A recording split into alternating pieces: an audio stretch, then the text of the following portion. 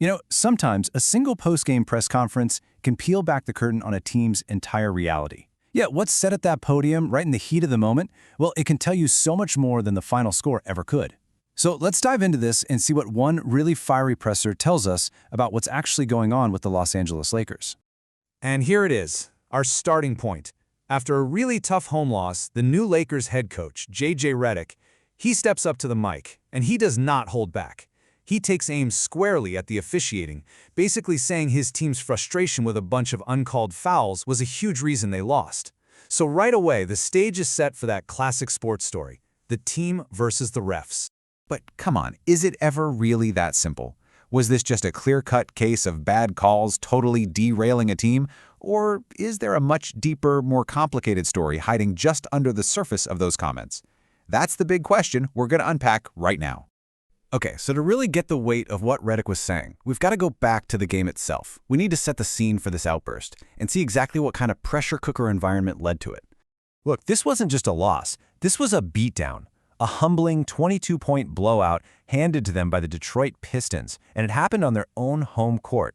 This was a game that was supposed to be a win, and it just completely spiraled out of control. And that is the kind of loss that breeds frustration and leads to some fireworks at the press conference. All right, so to figure out if the refs were really the main villain here, we have to look past the talk and get into the cold, hard data. Let's move on and really dissect the anatomy of this blowout. Now, what's just fascinating about this slide is that shooting percentage. Yeah, the final score is lopsided, sure, but look at Detroit's number. They shot a blistering 63.2% from the field. I mean, to put that into perspective, they were making basically 2 out of every 3 shots they took. A number that high is almost unheard of. And it screams that maybe, just maybe, the Lakers' defense was a way bigger problem than any single whistle. And then there's this number, 21. That is how many times the Lakers turned the ball over. 21 possessions where they just gave the ball away without even getting a shot up. And right here you see the direct and devastating consequence of that.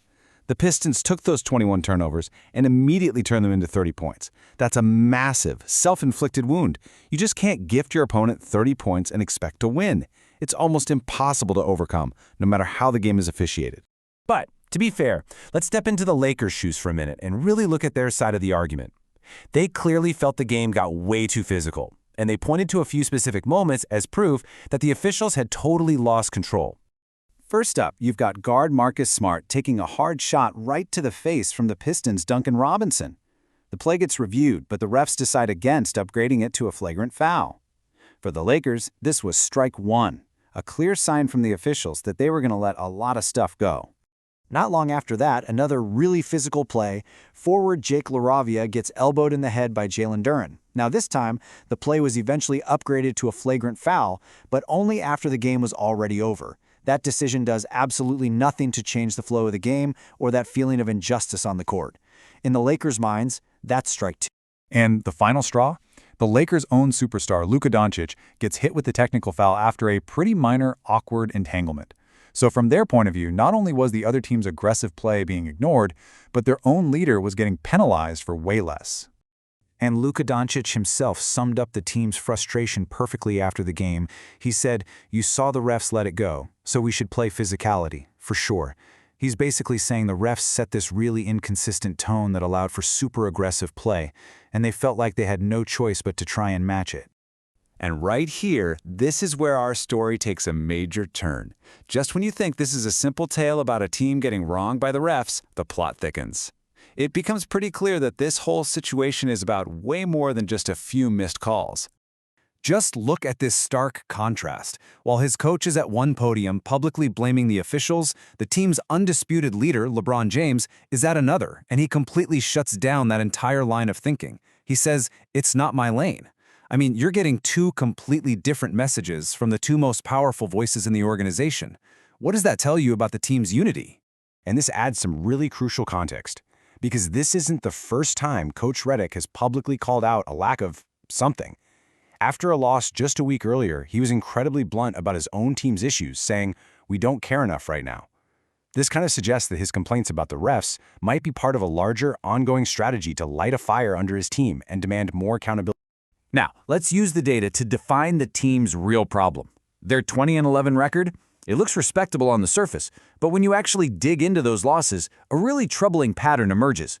Every single one of their 11 defeats has been by 10 or more points. And get this, more than half of them have been blowouts of 20 or more. This isn't a team that loses nail-biters. It's a team that, when things start to go wrong, has a tendency to completely unravel. And that brings us full circle, right back to Coach Redick's complete post-game message. Because even as he was complaining about the referees, he also said this, a powerful call for his team to look inward. He said, we have to control what we can control. That's our effort, our discipline, and our focus. So he's really playing both sides, pointing a finger outward at the refs while also demanding his team look in the mirror. So, what does this all mean for the Lakers as they move forward? Well, it's pretty clear they're fighting a war on more than one front. This really sums up their whole predicament. On one side, they have to deal with the officials and navigate what they feel is unfair treatment. But on the other, far more important front, they have to fix themselves. They've got to solve their inconsistent effort, their lapses in discipline, and stop the bleeding from those self-inflicted wounds like all the turnovers. Ultimately, they just need to decide who they want to be as a team. Which leaves us with this one final, thought-provoking question that will probably define the rest of their season. As the pressure keeps mounting, the Lakers have a choice to make, and they really have to ask themselves, is their toughest opponent really the team they see on the schedule, or is it the one staring back at them in the mirror?